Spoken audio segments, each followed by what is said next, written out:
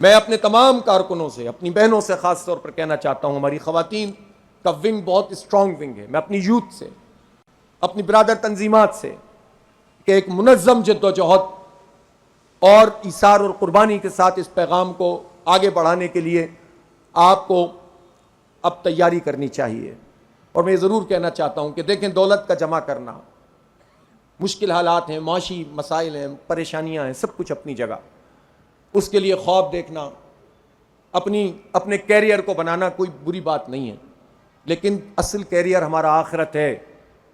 جب نظام ظلم اور فساد کا نظام ہو تو آپ کی ترجیحات بھی طے ہونی چاہیے کہ کون سی آپ کی ترجیح اول ہے اور کون سی ترجیح دوم، کون سی ترجیح سوم۔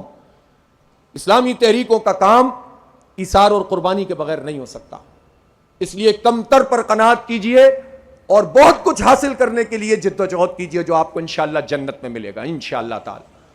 یہ ہماری تحریک ہے، یہی سبق ہم نے سید ابو العلا مودودی رحمۃ اللہ علیہ سے سیکھا، اور انہوں نے ہمیں قرآن و سنت سے سکھایا ہے۔ اس لیے یہ جو ہم عمومی الفاظ کہتے ہیں، سیکولرزم، لبرلزم، سرمایہ دارانہ نظام، یہ سرمایہ دارانہ نظام کیا ہے؟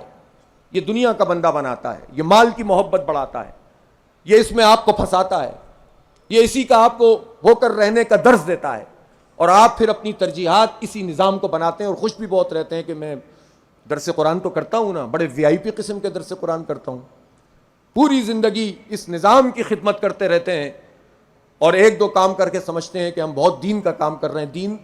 دین کو اپنی پوری روح کے مطابق لے کر چلنا ہے۔ اور میں ایک بات ضرور کہنا چاہتا ہوں، دین ترجیحات کا تعین کرتا ہے۔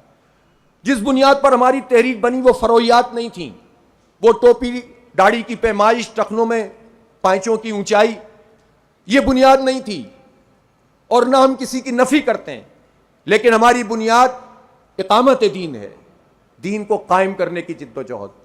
جب ظلم اور فساد کا نظام ہو تو ترجیحات بھی بڑی ہونی چاہیے، چھوٹی نہیں ہونی۔ چھوٹی چیزوں میں الجھا کر بڑی چیزوں سے لوگوں کو نہ ہٹائیں، چھوٹی باتوں کی بحثوں میں نہ پڑیں، بڑے کام کرنے ہیں انشاءاللہ۔ دین بہت بڑی طاقت اور قوت ہے۔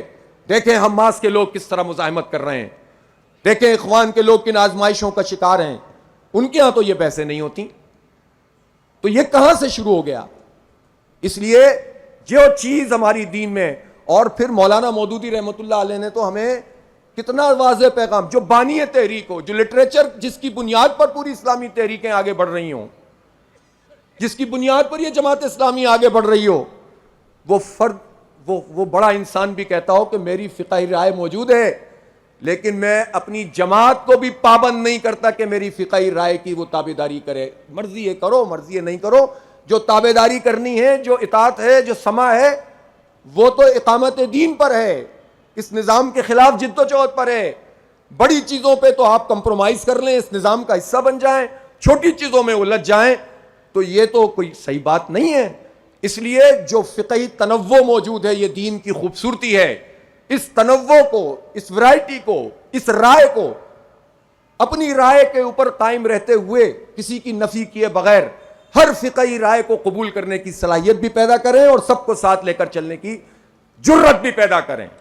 پورے معاشرے کو ساتھ لے کر چلیں گے انشاءاللہ تعالی، اور اپنے اندر ہم کمزور لوگ ہیں، گناہگار، خطا کار، اللہ نے ہمیں توفیق دی ہے تو ہم یہاں کھڑے ہوئے ہیں۔ آپ مجھے بتائیں، آج میں نے یہ حلف لیا، کیا حیثیت ہے ہماری؟ اور میں اپنے جماعت کے ہر ذمہ دار اور اپنے ہر کارکن سے کہنا چاہتا ہوں، یقین کریں ہماری کوئی حیثیت نہیں ہے، ہم ایک گھر کا نظام چلانے کی، اپنی ذات کا کام کرنے کی بھی صلاحیت نہیں رکھتے۔